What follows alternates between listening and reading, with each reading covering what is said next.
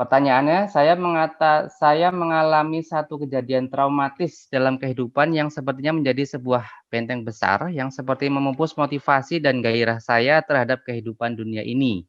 Apalagi ditambah situasi COVID-19 yang seperti menjadi zona nyaman untuk rebahan saja.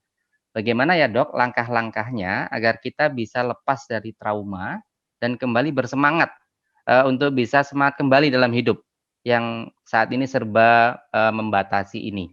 Demikian dok. Baik, terima kasih.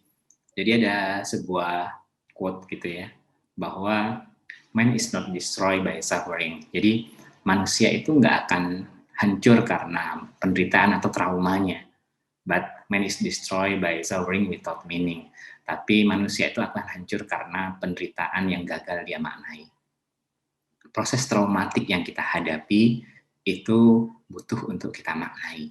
Oh, bagaimana caranya dok? Nah, caranya sekali lagi sebenarnya semua hal dalam kehidupan kita ini adalah fiksi. Cerita yang tersimpan di hipokampus kita. Cerita kehidupan saya menurut saya, tumbuh kembang saya mungkin akan berbeda dengan apa yang diceritakan oleh ibu saya atau oleh kakak-kakak saya, oleh atau teman saya. Intinya sebenarnya cerita itu semuanya fiksi. Artinya, maknanya bisa kita ambil dan kita pahami dengan cara yang berbeda dengan saat ini yang kita anggapnya sebagai proses traumatik. Dan saya ya, kalau kita jujur dengarkan kisahnya Nabi Yusuf alaihissalam, ya, dia mengalami sibling rivalry, ya, rival antar saudara yang sangat luar biasa. Menurut saya nggak ada kerivalan antar saudara yang sampai berpikir membunuh saudaranya, gitu. Dan itu terjadi gitu. Kemudian nggak hanya itu saja, kemudian dia mengalami klaustrofobia, dimasukin sumur, dia takut ruang sempit, ruang gelap, gitu. Nggak sampai itu saja, dia juga mengalami yang namanya human trafficking, penjualan manusia, kemudian mengalami sexual harassment, kemudian kriminalisasi, dan sebagainya. Sebenarnya kalau boleh jujur, ini sebuah pelajaran berharga buat kita semua. Mungkin Nabi Yusuf alaihissalam bisa untuk kemudian ketika dia di ujung, dia mengalami gangguan apapun ya, mulai dari gangguan A, gangguan B, ya karena bagaimana pengalaman hidupnya traumatik sekali, gitu. Tapi dia memilih untuk memaknainya, proses perjalanan kehidupannya yang justru menguatkannya. Ya banyak orang bijak bilang, what doesn't kill you, make you stronger gitu kan. Sesuatu yang nggak bikin kamu mati, bikin kamu kuat.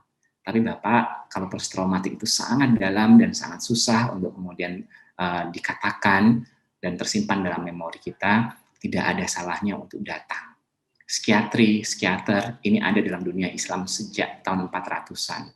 Ya, kita belajar bahwa apa yang terjadi ini tidak semata-mata, bahkan tadi sempat saya ceritakan di depan, tidak hanya semata-mata karena psikologis kita, ya, tapi juga ada proses di biologis kita, di otak kita yang terjadi. Sehingga datang ke psikiater, datang ke profesional kesehatan jiwa itu bukan menunjukkan bahwa ada sebuah kelemahan dalam diri kita. Tapi itu sekali lagi justru menunjukkan ada kebaikan, the greater suffering, ya, yaitu kita berani untuk the greater courage, kita punya sebuah keberanian untuk menderita. Memendam tentu lebih mudah sekali dibandingkan untuk berani mengungkapkan. Dan sekali lagi, ada banyak hal yang akan terbuka ketika kita jujur terhadap diri kita sendiri. Demikian.